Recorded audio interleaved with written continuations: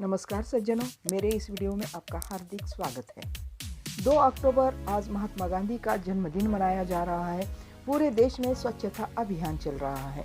लेकिन क्या आप जानते हैं आज एक ही दिन में हमारे देश के पूर्व प्रधानमंत्री लाल बहादुर शास्त्री जी का जन्मदिन है। तो इस वीडियो में लेते हैं उनके बारे में कुछ जानकारियाँ।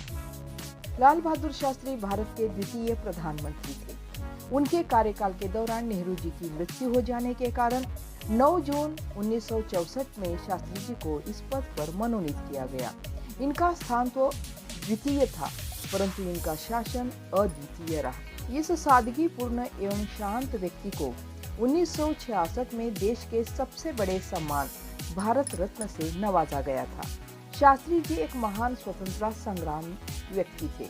वे महात्मा गांधी व जवाहरलाल नेहरू के पद चिन्हों पर चलते थे। इन्होंने 1965 की भारत पाकिस्तान की लड़ाई के समय देश को बराबर संभाले रखा और सेना को सही मार्गदर्शन भी किया था। शास्त्री जी का जन्म 2 अक्टूबर 1904 को हुआ था, मुगल सराय में, और माता पिता राम दुलारी और मुंशी शारदा प्रसाद श्रीवास्तव थे। मृत्यु इनकी 11 जनवरी 1966 में हुई है और इनके पत्नी का नाम था ललिता देवी और इनके 4 लड़के और 2 लड़कियां। लाल बहादुर शास्त्री जी को बचपन में परिवार के सभी सदस्य नन्हे कहकर बुलाया करते थे। बचपन में ही शास्त्री जी के पिता का स्वर्गवास हो गया। इसके बाद लाल बहादुर शास्त्री जी अपनी माता के साथ अपने नानी के घर रहने आ गए। इनकी प्राथमिक शिक्षा मिर्जापुर में ही हुई एवं आगे का अध्ययन हरिश्चंद्र हाई स्कूल और काशी विद्यापीठ में उन्होंने कंप्लीट किया। लाल बहादुर शास्त्री जी ने संस्कृत भाषा में स्नातक किया था।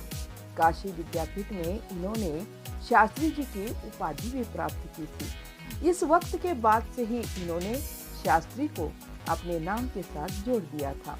इसके बाद इन्हें शास्त्री के नाम से जाने जाने लगा। 1928 में इनका विवाह ललिता शास्त्री जी के साथ हुआ था और इनके 6 संतानें हुई। इनके एक पुत्र अनिल शास्त्री कांग्रेस पार्टी के सदस्य रहे। स्वतंत्रता की लड़ाई में शास्त्री जी ने मरो नहीं मारो का नारा दिया था, जिसने पूरे देश में स्वतंत्रता की ज्वाला को तीव्र कर दिया था। 1920 में शास्त्री जी आजादी की लड़ाई में कूद पड़े और भारत सेवक संघ की सेवा में जुड़ गए। यह एक गांधीवादी नेता थे, जिन्होंने संपूर्ण जीवन देश और गरीबी की सेवा में लगा दिया था। शास्त्री जी सभी आंदोलनों एवं कार्यक्रमों में हिस्सा लिया करते थे, जिसके फलस्वरूप कई बार उन्हें जेल भी जाना पड़ा था। इन्होंने सक्रिय रूप से 1921 में असहयोग आंदोलन, 1930 में दांडी यात्रा एवं 1942 में भारत छोड़ो आंदोलन में महत्वपूर्ण भागीदारी निभाई थी। द्वितीय विश्व युद्ध के दौरान भारत में आजादी की लड़ाई को भी तीव्र कर दिया गया। नेताजी सुभाष चंद्र बोस ने आजाद हिंद फौज का गठन कर उसे दिल्ली चलो का नारा दिया और इसी वक्त 8 अगस्त 1942 में गांधी जी के भारत छोड़ो आंदोलन ने तीव्रता पकड़ ली थी। इसी दौरान गांधी जी ने भारतीयों को जगाने के लिए करो या मरो का नारा दिया था, परंतु 9 अगस्त 1942 को शास्त्री जी ने इलाहाबाद में इस नारे में परिवर्तन कर इसे मरो नहीं मारो कर देशवासियों का आह्वान किया था। इस आंदोलन के समय शास्त्री जी 11 दिन भूमिगत भी रहे थे।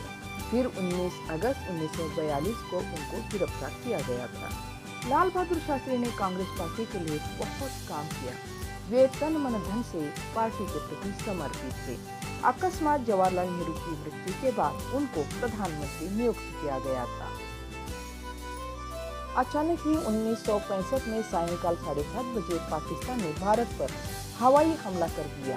इस परिस्थिति को उन्होंने अच्छी तरह से जानकर सेना का उत्साह बढ़ाया और उन्होंने जय जवान जय किसान का नारा लगाया। रूस एवं अमेरिका के दबाव पर शास्त्री जी शांति समझौते पर हस्ताक्षर करने हेतु पाकिस्तान के राष्ट्रपति अयूब खान से रूस की राजधानी ताशकंद में मिले थे।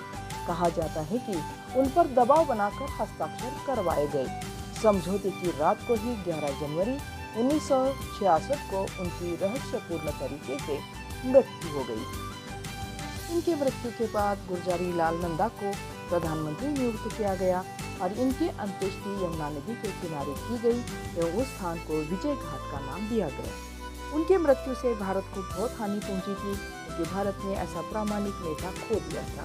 आज भी लाल बहादुर शास्त्री के प्रामाणिक और सादगी को पूरा देश याद करता है। तो आपको वीडियो कैसा लगा? अच्छा लगा तो लाइक शेयर कमेंट कीजिए, नए हो तो सब्सक्राइब कीजिए। धन्यवाद।